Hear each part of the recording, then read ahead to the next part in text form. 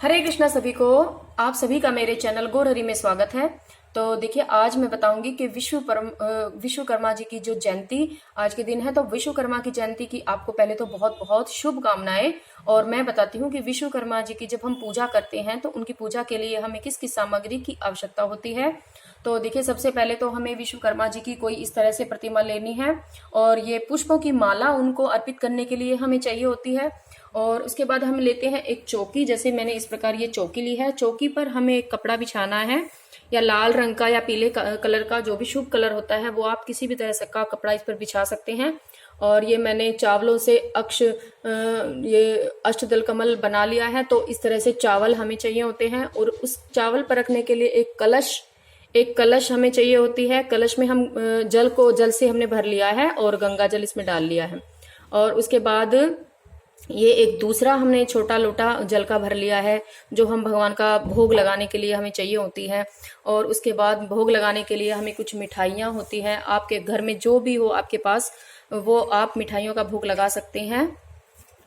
और ये देखिए, जो फ्रूट आपके घर में कोई भी मौसम के अनुसार जो भी फल होते हैं, वो आप कोई भी फल उनका भोग लगा सकते हैं। और हमें चाहिए जोत, तो ये हमने देसी घी का दिया लिया है। और ये हमने ली है धूप। तो हमें धूप दीप उनको दिखानी होती है, तो उनकी आरती करनी होती है, उनकी कथा सुननी होती है। तो उनकी पूजा के लिए धूप दीप चाहिए। और तिलक लगाने के लिए हमने लिया है चंदन। आप चंदन ले सकते हैं, रोली ले सकते हैं। और ये कुछ पुष्प हैं जो हम हर किसी की पूजा जब हम करते हैं, जोत की भी पूजा करते हैं, ये हमारा जो कलश है, कलश की पूजा करते हैं, तो हर किसी की पूजा के लिए। और जब हम गणेश जी की भी पूजा करेंगे तो उन सब के लिए तो हमें क्या है, पुष्प चाहिए। तो हमने पुष्प लिए हैं यहाँ पर। और जो हमारा कलश है, कलश पर लगाने के लिए देखिए, हमने ये छोटी सी हमने डाली ली है। आप ये आम के पत्तों की डाली है। 5 या 7 पत्ते के आम के पत्तों की जो डाली होती है, वो कलश में लगाने के लिए चाहिए होती है। तो ये हमने ली है। और कलश के ऊपर लगाने के लिए हमने लिया है ये नारियल रखना होता है। तो ये बहुत ही शुभ होता है। तो कलश के ऊपर नारियल रखने के लिए नारियल लिया है।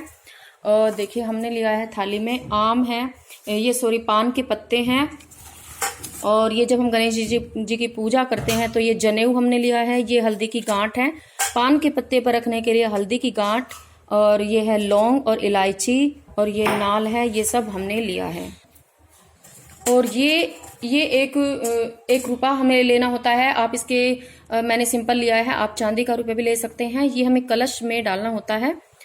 और कलश में डालने के लिए वैसे तो 7 जगह की मिट्टी हमें लानी होती है, लेकिन हम नहीं ला सकते अब, इसलिए अवेलेबल नहीं है। तो हम इसी तरह से पूजा करेंगे। तो जो सामान हमें चाहिए होता है वो मैंने सब आपको दिखाया है।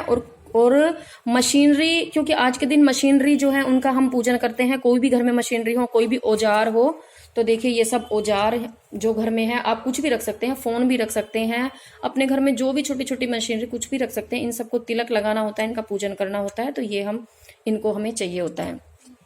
तो आज की वीडियो में इतना ही। और मेरी वीडियो आपको कैसी लगती है, इसके लिए आप जरूर कमेंट्स करके बताना। हरे कृष्णा, राधे राधे।